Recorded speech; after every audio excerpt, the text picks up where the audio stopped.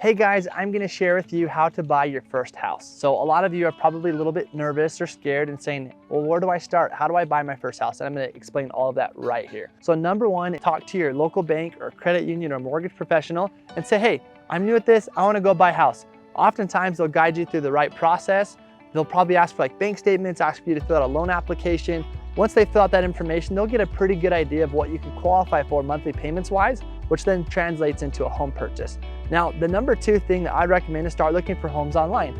Once you've been pre-qualified, you know kind of what price point you're gonna be purchasing a house in, start looking at homes online. There's lots of great websites to check that out. Number three, I would contact a local real estate professional. Now, I understand you're like, hey, I'm trying to save money, but here's the thing. If you're buying your first house, I think it's a great advice to find someone who's done this a lot of times. That can guide you through the process to make sure there's no mistakes, you don't lose your earnest money and things like that. So talk to a local real estate professional. They'll be able to help get you into houses. You'll be able to go see homes. Once you see a home that you like, I recommend asking that real estate professional to provide a CMA or comparative market analysis to give you a breakdown of if this house is overpriced, underpriced, or priced right at market value. The other thing too is if you're in a multiple offer situation, have your agent constantly contact the listing agent to find out what you need to do to compete to win that offer. Now, once you write an offer and the seller accepts it, then becomes a contract.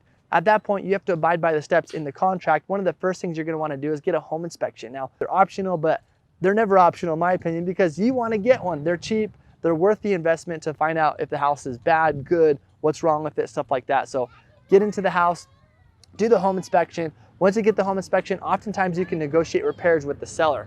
If they won't negotiate, sometimes that's okay, depending on the contract and situation. Ask your local real estate professional to give you some advice and what they'd recommend based on their experience.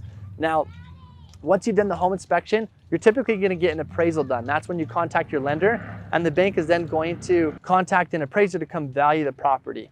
Now, if the property comes in at value, that's great news. If it comes in above it, great news. If it comes under the contract price, look at your contract and see what you can do based on that. Now, once you do the appraisal, you're gonna wanna do the final walkthrough. Now, when you do the final walkthrough, you're gonna wanna walk through the house, make sure the seller is moving out or getting ready to move out, and make sure there's no damage or things that you didn't know about that have occurred to the house while you've been under contract.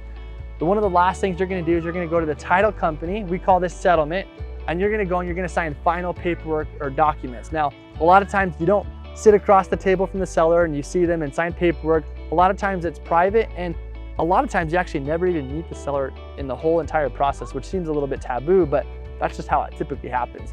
Once you go to the title company, sign final paperwork, they'll ask for you to go to your bank, wire funds to their trust account.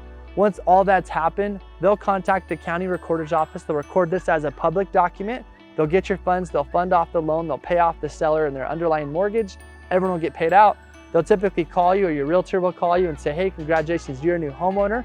The agent will then get you a key, and wha-bam, you're into your new house. Those are the steps to be able to buy from A to Z. There's also a lot of other little things in between, but we don't need to worry about those. If you've got really good professionals or your great team working with you, then it makes the process a lot easier. Anyways, thanks for watching this video. If you like this video, go ahead and subscribe to my YouTube channel at Homes with Howard, or watch more of my videos. I look forward to catching you on the next one.